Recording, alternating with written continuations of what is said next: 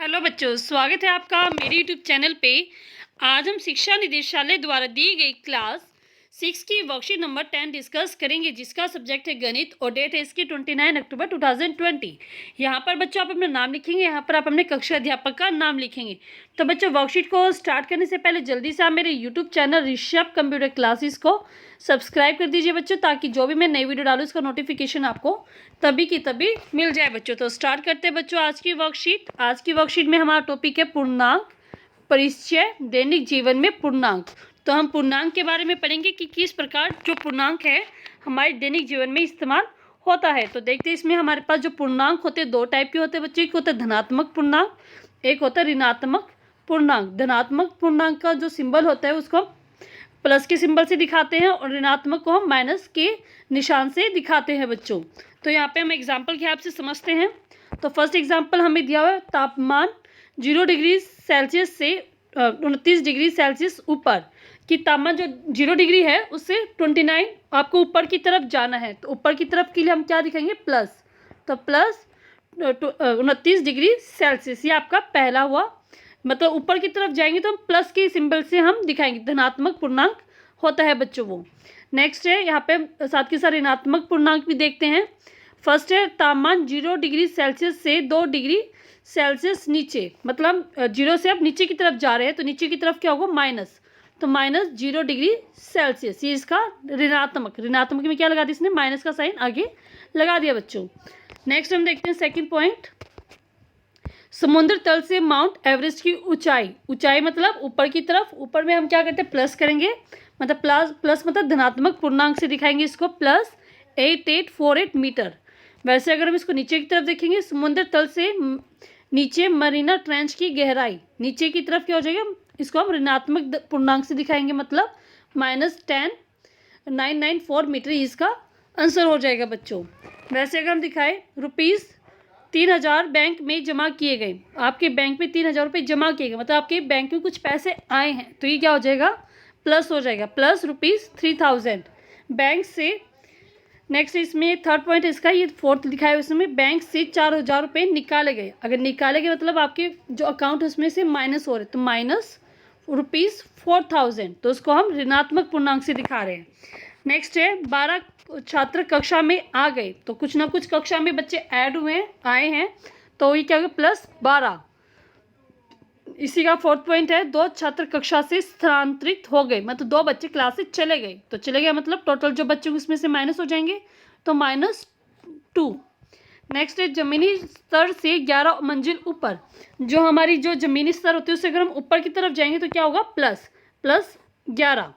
वैसे इसमें जमीनी स्तर से 1 मंजिल नीचे की पार्किंग, नीचे जा रहे हैं तो क्या होगा, -1। जब आप 10,000 रुपये कमाते हैं, तो 10,000 अगर आप कमा रहे हैं तो आपके पास आ रहे हैं, तो आपके यहाँ पास आने का मतलब क्या किया, उसको हम प्लस से दिखाएंगे, प्लस मतलब धनात्मक पूर्णांक, तो प्लस ₹10,000। तो 6 है यहाँ पे, इसी का आपने ₹400 रुपये खर्च कर दी। खर्च करने मतलब आपसे कम हो गया, आपके जो पैसे थे उसमें कम हो गए। कम होने का मतलब क्या है, माइनस ₹400, ये आपका ऋणात्मक पूर्णांक हो गया। तो आपने इसमें क्या समझा बच्चों, जब भी कोई चीज़ हमारे पास आती है या हम कुछ ऊंचाई पे जाते हैं तो किससे दिखाते हैं, उसको प्लस के सिंबल से दिखाते हैं। और जो चीज़ नीचे की तरफ जा रही है या जो चीज़ पैसे निकाले जा रहे हैं, ठीक है, या कोई बच्चे इधर से उधर जा रहे हैं, तो उसमें क्या हो रहा है, उसमें भी क्या होता है, माइनस का सिंबल आता है बच्चों। तो आगे हम देखते हैं संख्या रेखा का उपयोग करके पूर्णांक को निरूपित करना। तो आगे देखते हैं इसमें कि किस प्रकार हम संख्या रेखा पर पूर्णांक को दिखा सकते हैं। तो यहाँ पे आपको संख्या रेखा दी गई है, इसमें क्या नंबर हमारे पास 0 1 2 3 4 -1 -2 -3 -4। तो इसमें आपको ऋणात्मक पूर्णांक भी दिखाए गए और धनात्मक पूर्णांक भी दिखाए गए, और बीच में हमारे पास क्या 0। तो ये आपकी संख्या रेखा पर हमेशा बीच में 0 होगा, और जो दाईं तरफ होगा उसमें हम धनात्मक पूर्णांक दिखाते हैं 1 2 3 4, और बाईं तरफ हम ऋणात्मक पूर्णांक दिखाते हैं -1 -2 -3 -4। तो आप एक बात याद रखना कि जब भी हम 0 से इस तरफ जा रहे हैं और इस तरफ जा रहे हैं, तो सीरीज़ हमारी जो 1 2 3 इसी तरफ से स्टार्ट होती है। जैसे इस तरफ जा रहे हैं तो यहाँ पे भी 1 आ रहा है, अगर हम इस तरफ जा रहे हैं तभी हमारे पास 1 ही से स्टार्ट हो रही है। बस यहाँ पे क्या फ़र्क है, यहाँ पे माइनस का सिंबल आ जाता है और यहाँ पे प्लस का सिंबल आ जाता है बच्चों। कई बच्चे क्या मिस्टेक करते हैं, यहाँ से स्टार्ट करते हैं -1 -2, गलत है। हमेशा जहाँ 0 होती है उसी के साथ में से ही 1 का नंबर स्टार्ट हो जाता है बच्चों। तो आगे हम देखते हैं।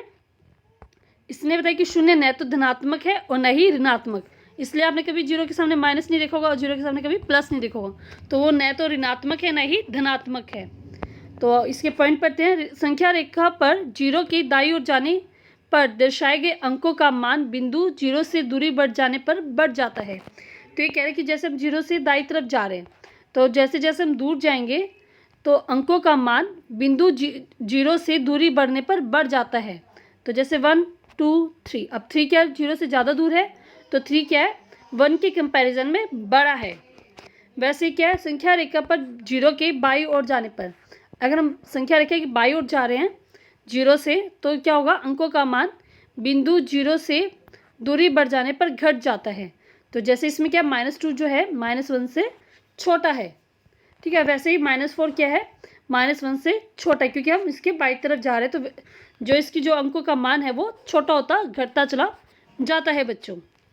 तो नेक्स्ट हम देखते हैं पूर्णांक के बारे में कुछ रोचक तथ्य। 0 सभी ऋणात्मक पूर्णांक से बड़ा होता है, लेकिन यह सभी धनात्मक पूर्णांक से कम होता है।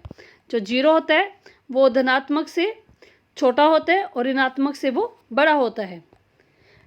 1 सबसे छोटा धनात्मक पूर्णांक है, -1 सबसे बड़ा ऋणात्मक पूर्णांक है। नेक्स्ट है, सभी धनात्मक संख्याएं सभी ऋणात्मक संख्याओं से बड़ी होती हैं। देखो जैसे कि आपको यहाँ पे नंबर लाइन है, यहाँ पे हमारे पास मान लो 13 है और यहाँ पे हमारे पास 15 है। तो 13 और 15 में से कौन बड़ा होगा, यहाँ पे -15 और 13 में से 13 ही बड़ा होगा, क्योंकि इसने कहा ना सभी धनात्मक संख्याएं सभी ऋणात्मक संख्याओं से बड़ी होती हैं। तो ये चेक इसकी वैल्यू कितनी हो, लेकिन निशान क्या माइनस, तो ऋणात्मक संख्याओं से धनात्मक संख्या हमेशा बड़ी होती है। नेक्स्ट है, संख्या रेखा पर 0 के दाईं ओर की संख्या 0 से बड़ी होती है। तो दाईं तरफ जितनी भी संख्या ये सारी 0 से बड़ी होंगी। और नेक्स्ट है, संख्या रेखा पर 0 के बाईं ओर की संख्या 0 से कम होती है। तो इसके इस तरफ मतलब बाईं तरफ जितनी भी संख्या 0 की वो सभी क्या होंगी, 0 से छोटी होंगी बच्चों, कम होंगी। तो हम करते हैं इसकी एक्सरसाइज, आओ करें। तो फर्स्ट क्वेश्चन हमारे पास, निम्नलिखित स्थितियों को पूर्णांक रूप में लिखें। तो फर्स्ट हमारे पास समुद्र तल से 500 मीटर नीचे की तरफ हमने क्या बताया था, इसको हम ऋणात्मक पूर्णांक से दिखाएंगे। तो ये हो गया -500 मीटर बच्चों, 500 मीटर, ठीक है। तो इसको हम घटा के साइन से हमने दिखाया है। नेक्स्ट है, ₹900 आपके एक बैंक में जमा किए गए, मतलब 900 रुपये आपके बैंक में जमा किए गए, मतलब आपके बैंक में आए हैं पैसे, तो आप इसको प्लस के साइन मतलब धनात्मक पूर्णांक से दिखाएंगे, प्लस ₹900। नेक्स्ट है हमारे पास ₹2000 का नुकसान, आपके पास से 2000 रुपये मतलब नुकसान हो गए, तो मतलब आपके जो पैसे वो कम हो गए, तो इसमें क्या होगा -2000। नेक्स्ट है, पतंग जमीन से 500 मीटर ऊंची उड़ रही है, मतलब ऊपर उड़ रही है, तो इसमें क्या हो जाएगा, इसमें हम धनात्मक पूर्णांक से दिखाएंगे, मतलब +500 मीटर। ये आपका आंसर हो गया फोर्थ पार्ट का। मीटर आप इसके पीछे लिख लेना। नेक्स्ट है, निम्नलिखित संख्याओं का संख्या रेखा पर निरूपित करें। तो ये जो आपको नंबर दी गई इसको आपको संख्या रेखा पर निरूपित करना है बच्चों। तो हमारे पास पॉइंट है -7 +3 0 एंड -6। तो देखते हैं इसको, पहले हम -7 को करते हैं।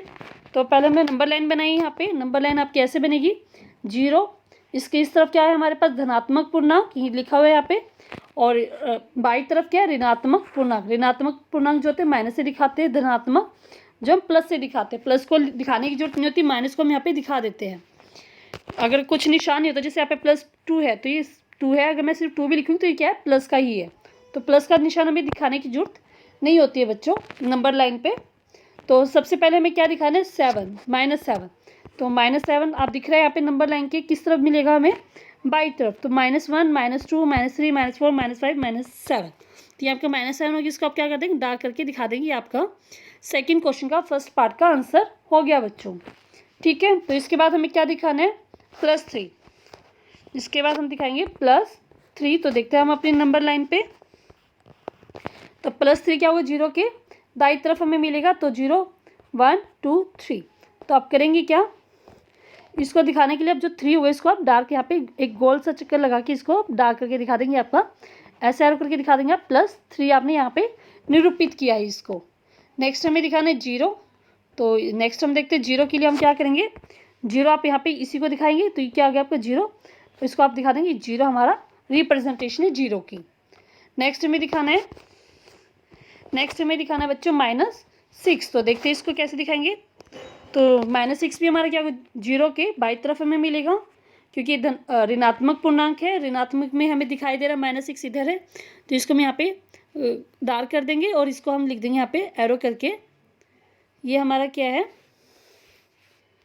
इसको हम डार्क कर देंगे और इसको हम दिखाएंगे ऐसे, ये हमारा -6 की रिप्रेजेंटेशन है बच्चों।